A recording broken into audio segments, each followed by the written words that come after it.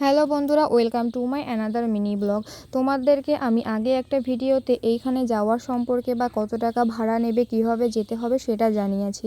আজকে আমি তোমাদেরকে এখানকার খাবার সম্পর্কে জানাবো। আর কিছু কিছু ফ্রেন্ড আমাকে কমেন্ট বক্সে জানিয়েছো যে এই জায়গাটা কোথায়। তাদের উদ্দেশ্যে বলছি, আমি পার্ট 1-এ যে ভিডিওটা আছে সেটা আমি এখানকার কমেন্ট বক্সে দিয়ে রাখবো, তোমরা অবশ্যই দেখে নিও এবং তাহলে সেখানে একবার ঘুরে এসো, দেখবে তোমাদেরও খুব ভালো লাগবে। এখানকার খাবার সম্পর্কে যদি বলতে হয় তাহলে এখানে অনেক রকমের খাবার আছে। আশা করি তোমরা স্ট্যাটাস দেখে বা খাবারের মেনু কার্ড দেখেই বুঝতে পারছো। আর এখানের খাবার দেখে আমি কনফিউজ হয়ে গেছিলাম যে আমি কি খাবার নেব বা কি করব। তারপরে কি করব, বরকে হাত ধরে বলেছিলাম যে তুমি খাবারগুলো একটু অর্ডার করো না, আমি আর পারছি না। তারপর বর খাবার অর্ডার করছিল আর আমি তো পরিবেশটা উপভোগ করছিলাম। দেখো কতটা সুন্দর লাগছিল পরিবেশটা, আমার খুবই ভালো লেগেছে, প্রকৃতির মাঝে থাকে।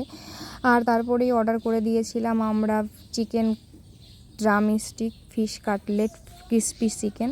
আর তারপরে বর একটা খাবার অর্ডার করেছিল চাইনিজ খাবার, আমার নামটা ঠিক মনে নেই যেহেতু অনেক দিন আগে গেছিলাম। আর এখানে খাবারগুলো সব পরিবেশন করে দেয়। আর এখানকার পরিবেশ বা মানুষের ব্যবহার, স্টাফদের ব্যবহার সত্যি খুব ভালো। আর যদি বলতে পারো, আমি ভাত অর্ডার করেছিলাম, ডাল, তার সঙ্গে সবজি। আমার এটাই সব ভালো লেগেছিলো এবং খাওয়ার পরে আমরা মুখ শুদ্ধ করে কোল্ড ড্রিঙ্কস খেয়ে বাইরে বেরিয়ে আসছিলাম। আর দেখো পরিবেশটা কতটা সুন্দর ছিল, দিনের বেলায় যেমনটা থাকে সন্ধ্যার সময় আরও ভালো লাগে। তোমরা গেলে অবশ্যই সন্ধ্যার দিক করে যাবে, দেখবে তোমাদেরও খুব ভালো লাগবে পরিবেশটা। আর যদি তুমি খাবারের কথা বলো যে কেমন খাবার, সেখানকার কথা আমি বলবো কোয়ান্টিটি হিসাবে ঠিকঠাকই আছে, কিন্তু খাবারের কোয়ালিটি, টেস্ট ওই দিকে আমার অতটা বেশি পছন্দ হয়নি।